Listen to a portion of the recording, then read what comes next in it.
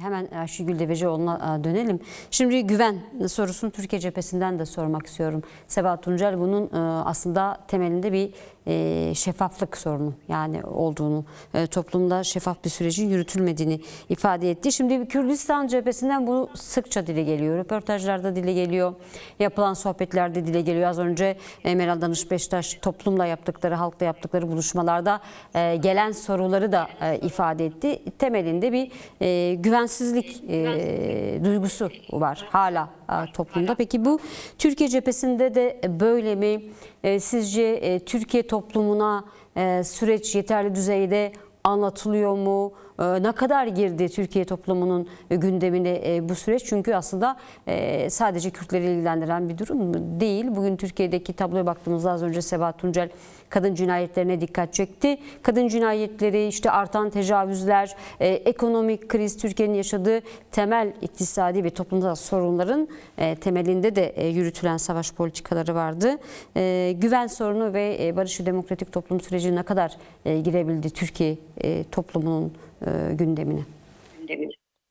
Şimdi konuştuğumuz konu, yani ben bu sürecin başından beri hep kendime defalarca soruyu sordum insanlara bakıp yani. Biz ne hakkında konuştuğumuzu biliyor muyuz? Yani şu anda ne hakkında konuştuğumuzu biliyor muyuz? 52 yıllık savaşın şeyine baktığında, ortaya çıkarttıklarına baktığında bunların ölçülebilir olduğunu da düşünmüyorum ben. Ölçülemez bir yıkım var. Fakat toplum yeterince bu işin içine girmedi. Burada bir şey var. Hani açıkçası güven meselesi burada biraz netameli bir kavram. Niye güveneyim? Yani burada güven değil de daha çok güvenceden söz ediliyor. Mesela çerçeve yasa eğer hakikaten bu sürecin, yani kendini feshetmiş bir silahlı örgüt var. Bu çok büyük bir nimet diyeceğim ben. Hani çok politik bir laf değil ama çok büyük bir nimet Türkiye için. Şimdi bunun tekrardan, yani hem hukuki boyutuyla hem siyasi boyutuyla çözülüp tekrardan insanların günlük hayatta, siyasi hayatta yer almasını sağlayacak ve de şimdi mesela bir sürü insan, yani demin Meral Danış Beştaş da söyledi, bu ülkede terörle mücadeleden yargılanmayan kaç kişi var acaba? Yok yani. Yani bu ülkenin %60'ı 70'i terörle mücadeleden yararlanmıştır. Demek ki yargılanmıştır. O demek ki ortada bir sorun var. Şimdi dolayısıyla burada ben mesela güvenmem. Kimsenin de güvenmesini tavsiye etmem. Ama güvence beklerim. Mesela çerçeve yasa bir güvencedir. Bu çerçeve yasa sürecin zorunlu ihtiyaçlarını karşılayacak biçimde en azından çıktığı zaman toplumda da bir şey oluşur, güven oluşur. Bu güvence karşısında bir güven oluşur. Onun dışında zaten iktidar bu süreci, demin Sebahat Tuncel de söyledi, tamamen toplumu dışarıda bırakacak şekilde dizayn etti. Yani bu süreç böyle bir toplumsal mühendislikle dizayn edildi. Şimdi bunun bir kısmının bir takım dünyadaki barış süreçlerine de baktığımızda bazı şeylerin önce daha yürümesinin, daha hani özel konuşmalar ve şey içinde yürümesinin normal olduğunu biliyoruz. Ama burada bunu aşan bir durum var. Mesela şu anda Kürt halkının önderi, PKK'nın lideri Abdullah Öcalan hapiste. Biz onun neler söylediğini duyamıyoruz mesela. Halbuki bu toplum adına barış ve demokrasi müzakeresi yapıyor, değil mi? Sadece barış müzakeresi yapmıyor. Sadece örgüt fesih mücadelesi yapmıyor. Aynı zamanda yaptığı müzakere bu toplumun demokratikleştirilmesiyle ilgili ve Kürt sorununun çözülmesiyle ilgili. Bu da yani hepimizi ilgilendiren bir şey. Şimdi bunları bilmiyoruz. Biz nelerden duyuyoruz? İşte Mehmet Uçum arada bir heylenip bir şeyler yazıyor. Devlet Bahçeli bir şeyler söylüyor. Arkasından ellerinde dosyalarla iktidar ziyarete gidiyor. Bak senin de şunların var diye. İşte DEM Parti açıklama yapıyor. İmralı ayeti açıklama yapıyor gibi. Yani ortada büyük bir uğultu oluşuyor. Şimdi ben geçen 2013-2015 sürecinde Barış için Toplumsal Girişim'de aktif olarak çalışıyordum. Başından beri çalışıyorum. Tamamen farklı şu anda. Şu anda insanları sivil toplum dediğimiz kesimi zaten 2016 darbesinden sonra, ama darbeyi yapan şey değil, Fethullahçılar değil, darbeyi yapan 20 Temmuz o halle iktidar. Bu darbeden sonra zaten sivil toplum büyük ölçüde yok edildi bu toplumda. Dolayısıyla zaten müdahale olma olanaklarımız çok şey değil, fazla değil. Bir de bu süreç bu şekilde dizayn edilince şey yapıyor, fazla müdahil olunamıyor. Ama esas olarak benim insanlarda gördüğüm, buna çok dikkat ediyorum, bir hevessizlik var. Yani böyle kimseyi harekete geçiremiyorsun. Bu sizin söylediğiniz güven sorunuyla ilgili olabilir. Yani bu işin sonu nereye varacak diye. Bunu ben Kürt illerine gittiğimde de bu konuşmalara şey oluyorum, şahit oluyorum. Türkiye'de de insanlar iki nedenle, bir tanesi süreci sürdürenin sürecin AKP ile iktidarıyla, AKP-MHP iktidarıyla, bu iktidarın siciliyle bağlantılı olarak bir şey duyuyorlar. Bunlarla barış olur mu diye. Halbuki dünyanın neresine bakarsanız bakın, işte apartheid hükümetleriyle, faşist hükümetlerle barış yapılmış zaten. Yani barış zaten hani daha farklı iktidarlarla yapılmıyor. Dolayısıyla biz bunların üzerinde durarak aslında vakit kaybediyoruz. Ve elimizden geldiği biçimde sürece müdahil olma olanaklarını da, kendimizi barışın öznesi yapma olanaklarını da bu tartışmalar içerisinde yitiriyoruz diye düşünüyorum. Çok kritik bir süreçten geçiyoruz değil mi şimdi? Ya bizim geleceğimiz bu. Ya bizim sadece geleceğimiz mi? Geçmişimiz aynı zamanda. O geçmiş şu anda içinde. Yaralar canlı. Hepimiz yani 52 yıl savaş yaşamış bir ülke. Neler oldu bu ülkede? Ve neler olmakta? Bakın en son Kastamonu'da Kürtçe türkü dinlediği için Furkan, soyadını hatırlayamayacağım şimdi, kusura bakmayın, çocuğu linç etmişler ve hapse atıldı. Yani şimdi insanlar bunu okuyunca şey diye sormaz mı? Bu nasıl barış kardeşim? Yani bu nasıl barış diye sormaz mı? Yani bunların hiçbir biçimde olmaması gerekiyor. Ve şimdi böyle bir şey olduğu zaman buna sadece Kürtlerin tepki, bu ülkede kim barış istiyorsa demesi gerekir ki, bir insan Kürtçe müzik dinlediği için kardeşim nasıl linç edilir? Nasıl darbe, yani dövülür ve nasıl hapse atılır? Bunun hesabını hepimiz sormadıktan sonra bu ülkeye barış falan zor gelir diye düşünüyorum. Yani bu kritik sürecin kıymetini bilelim. Yani buralara kolaylıkla gelinmedi. Buraya, bu müzakere masasına defalarca bu müzakere, ateşkesler yapıldı. Bu müzakere masasının kurulması için biz on binlerce can verdik. Şimdi bunun kıymetini bileceğiz. Bunun kıymetini bileceğiz ve bir laf var ya, hani espri olsun diye, her şeyi devletten bekliyor. Hayır, her şeyi kendimizden bekliyor. Devletten de bekleyeceğiz tabii. Ama en çok da kendimizden bekleyeceğiz. Biz ne yapıyoruz? Biz ne yapıyoruz? Şu anda hayatımız konuşulurken, şu anda geleceğimiz konuşulurken, şu anda yaşadığımız toprak konuşulurken biz ne yapıyoruz? Yani demin Meral Beştaş söyledi. Çok katılıyorum doğrusu. Eleştiri burada bir şey değil ki. Ya hiç kimsenin burada bir özel görevlendirmeye falan ihtiyacı yok. Hepimizin bu kendi hayatımız için hepimiz mücadele edeceğiz. Ya onun dışında zaten dünyadaki süreçlere baktığınızda da bunu nasıl anlatacağımı da bilmiyorum. Yani bu işler o kadar, hepsi çok zor. Hiçbirinde bir mutlu son yok. Yani biz ne yaparsak o olacak. Ne kadar mücadele edersek onu kazanacağız. Yeter ki içinde böyle güvensizlik gibi şeylere de çok fazla takılmadan, yani bir güvence koysun ortaya. Çerçeve yasayı ben göreyim. Orada bu sürecin zorunlu ihtiyaçlarının karşılandığını göreyim. Burada biz şey yapmıyoruz yani. On binlerce ölümden söz ediyoruz.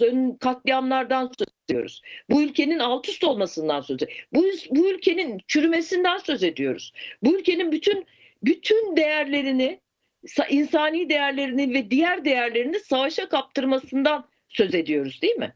Yani biraz insanların şeyi varsa, aklı varsa, yani bize kimsenin bir şey söylemesine gerek yok. Bu DEM Parti'nin üstüne ya da Kürtlerin üstüne vazife de değil. Yani Kürtler için gelmeyecek sadece bu ülkeye barış. Bizim için de gelecek. Yani mesela sorarım, 3000 köyün bu yakılarak boşaltıldığı bir ülkede yaşamak. Mesela kim ister böyle bir ülkede yaşamak? Biri katledildikten sonra Hacı Lokman Birlik panzerin arkasında sürüklenip çöplüğe atıldı. Ülkede kim ister yaşamak? Böyle bir ülkede ben burada huzurlu mutlu yaşayabilir miyim? Yaşayamam. Bunu yapmamız lazım. Hepimizin bu sürecin hepimiz öznesiyiz. Ve biz neyi ne kadar mücadele edersek o kadar kazanacağız. Yani ben böyle düşünüyorum. Tekrar söz hakkı vereceğim. Ayşegül Devecioğlu, siz de az önce ifade ettiniz. Sebahat Tuncel de dikkat çekti. İktidar hem toplumu hem de sivil toplumu aslında biraz bu sürecin dışında bırakarak bu süreci götürmeye çalışıyor. İktidara rağmen sivil toplum nasıl dahil olabilir bu sürece? Ne yapılmalı? Ne yapmak gerekiyor? Çünkü sivil toplumun dahil olması da oldukça önemli. Onların taleplerinin yansıması ve sürecin başarıya ulaşması için sivil toplumun daha aktif dahil olması da önemli. Bu noktada neler eklemek istersiniz? Şimdi biz bu şeyde hani barışa ihtiyacım var kadın girişimi gibi biz de hani bir grup işte siyasetçi, aydın, yazar diyelim Barış için Toplumsal Girişim diye bir girişim kurduk ve sürecin başından itibaren hem mecliste kurulan komisyonla ilgili hem mecliste kurulan komisyonun hani hem taşıması gereken nitelikle ilgili hem de komisyonun bir şekilde bir alt komisyonu olarak sivil toplumu sürekli bağlantılı olmasını sağlayacak böyle bir alt komisyon önerdik ve bütün siyasi partilerle de aslında AKP, MHP dışında muhalif siyasi partilerle de İYİ Parti'yi de saymıyorum. Görüştük ve bu olumlu karşılandı. Şimdi bize kimse yol açmayacak. Yani Sabahat Tuncel gayet iyi söyledi. Şimdi bu ülkede ifade, örgütlenme, eylem yapma, kendini ifade etme özgürlükleri yok. Aslında seçme seçilme hakkı da yok. Yani onu kayyumlarla görüyoruz. Yani seçiyoruz, kayyum atanıyor. Yani bütün seçilmiş kurumları aslında üniversitelerden tutun öyle. Şimdi bu ancak örgütlenmeyle yapılacak bir şey. Fakat örgütlenmenin sadece böyle kendi içinde değil aynı zamanda devletin bu tür hukuksuzluklarına ve demokrasiye karşı uygulamalarına karşı devleti demokratikleştirecek bir şeyle yapılması gerekir. Bir strateji ve güçle yapılması gerekir. Yani biz aramızda örgütlenelim, biz talep getirelim değil. Hayır, devleti tutum almaya zorlayacak, devleti demokratikleştirecek bir stratejiyle hareket edilmesi gerekir. Başından beri söylüyoruz Kürt sorununun çözülmesiyle yani şimdi bir ülkede insanlar, bir halk dilini konuşamıyorsa burada bir demokrasiden filan söz edilemez. Aynı şekilde eğer insanlar açlıkla aç yatıyorsa yatağa burada da demokrasiden söz edilemez. Demokrasi yani sadece şey değil, benim fikrimi söyleyeyim, sen fikrini söyle, bu da özgür olsun, siyasi parti olsun değil. Hayır. Yani aynı şey. Kadınlar üçer günde öldürülüyorsa burada bir demokrasiden söz edilemez. Yani dolayısıyla zaten hani bizim verdiğimiz mücadele hem demokratikleşme hem Kürt sorunun demokratik çözümü ortak mücadeleler. Bu çerçeve yasanın bunlarla bir ilgisi olmadığını biliyoruz. Ya dünyada zaten 15-20 senedir barış süreçleri dediğimiz süreçler silahsızlanma süreçlerine dönmüş. Yani örgütlerin silahsızlandırılması. Fakat bunun da bir takım kuralları var. Bunlar da tümüyle kuralsız değil. Mesela Birleşmiş Milletler'in kurduğu bir takım mekanizmalar var. Silahsızlanma, terhis ve yeniden entegrasyonla ilgili işte DDR programları deniyor. Şimdi Türkiye'de mesela bu yeni yasa çıktı diyelim. Niye mesela meclis, ben de şeye çok katılıyorum. Demin Meral Danış Beştaş söyledi. Bu işin izlemesini meclis yapmalı hakikaten. Bu sadece güvenlik bürokrasisinin yapacağı bir şey değil. Dünyada böyle bir örneği de yok. Yani İngiltere'de yabancı devletler şey yapmış. Mesela İspanya'da daha böyle halk kurumları falan bir şekilde işin içine dahil olmuş. Bu sadece güvenlik bürokrasisiyle olacak bir iş değil. Onların iki dudağına bırakılacak bir iş de değil. Dolayısıyla mesela niye meclisteki komisyonun gene bir alt komisyonu olmasın? İnsan hakları dernekleri, örgütleri, barolar, daha güçlü sivil toplum örgütleri bu işe dahil olması. Aslında biz bunu yapmaya çalıştık. Epey de bir gayret gösterdik. Fakat onun demin dediğim sürecin herkesi bir şekilde kıpırtısız hale getiren bir şeyi var. Niteliği var. Yani hani zorla güzellik olmaz deniyor ya, onu öneriyorsun, bunu öneriyorsun, şunu yapalım, bunu yapalım. Sonuçta pek az şey yapılabiliyor. Bence barışa ihtiyacım var kadın girişimi bu konuda çok başarılı. Yani onları ayır dederek söylüyorum. Fakat diğer şeylerde, sivil toplum şeyinde harekete geçirmekte insanları zorlanıyoruz Söylem düzeyinde ifade kalıyor. etmekte. Halbuki şöyle bir şekilde de bakmak lazım. Barış süreci, barış ve demokratik toplum süreci, sivil toplumun kendini yeniden, yani ben demokratik toplum diyorum da çok önemli değil o tartışmalara girmek şimdi, yeniden güçlendirmesini, yeniden var etmesinin bir aracı da olabilir. Onu şey yapabilir, yükseltebilir, yani yeniden güçlendirebilir. Dolayısıyla hani biraz da böyle bakmak gerekiyor. Yani somut öneri olarak mesela diyelim ki gene biz bunu da yapabiliriz. Bu öneri de getirebiliriz. Yani mecliste bir komisyon kurulması izleme için. Bu izleme komisyonunda eğer şey yapılırsa sivil toplumdan bir alt komisyonu olması. Yani gibi bir şey yapılabilir. Yani şöyle bir şey. Bunu talep etmekten, müdahale olmaya çalışmaktan vazgeçmemek gerekiyor bir kere.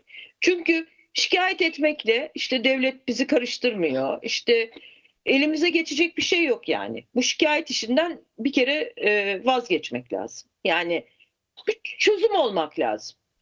Yani e, öyle olmuyor, böyle olmuyor. Evet ama şu anda böyle bir imkan var. Bu az bir şey değil. Şu anda elimizdeki az bir şey değil. Bunu da küçümsememekle. Bunu genişletmenin yollarını var. Elbette bu çerçeve yasayla Kürt sorunu çözülmeyecek. Çoğu da haksız olarak yurt dışına giden birçok da arkadaşım var benim. Hiçbir şekilde o cezaları verilmesi falan gerekmiyordu. 90'lar yıllar bilmem neler. Zaten ülkenin antidemokratikliğinden dolayı verilmiş şeyler onlar. Başka ülkelerde suç olmayan ya da ne bileyim İspanya'da 4 bilmem kaç 17 tane idari özerk bölge varken burada vay efendim özerk bölge deyince bir sürü insan da bu yüzden sadece hapsede gibi öldürüldü yahu. Yani bir de bu da var yani. Dolayısıyla yani yolumuz çok uzun. Öyle hani hızlıca çözüm beklemeyelim.